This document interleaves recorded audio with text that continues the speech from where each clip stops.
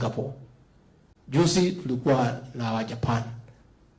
Hivi karibuni anakuja wa Indonesia. The world was impressed by the democratic victory of President William Ruto and his very focused program of reviving the economy through the bottom-up economic transformation agenda, and that is why the whole world is coming to Nairobi. Our detractors may say whatever they say, but those foreign dignitaries cannot be lost.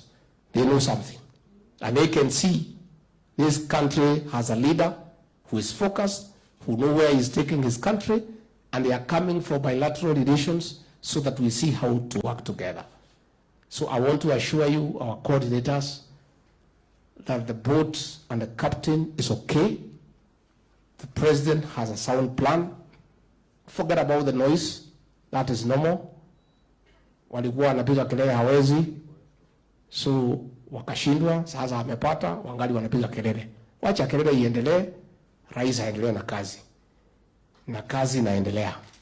The president has now more or less finalized constituting government, and government now is fully functional. Everybody is in office. Na kazi inaendelea. The journey to reconstruct the economy of this country has begun in earnest. It is not easy.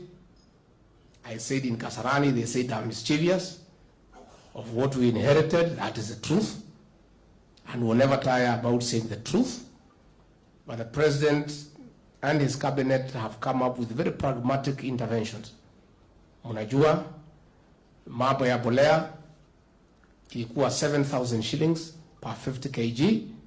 Tumeweza kupeana bolea katika Kenya at 3,500. Mungu ametusaidia na mvua ya kutosha.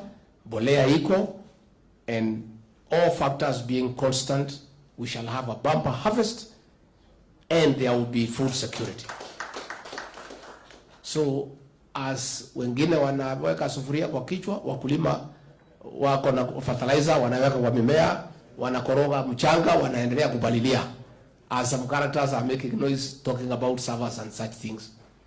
So kazi ya uchumi imeanza. Mrs. Otieno also, who is going to be joining the party today. Karibu.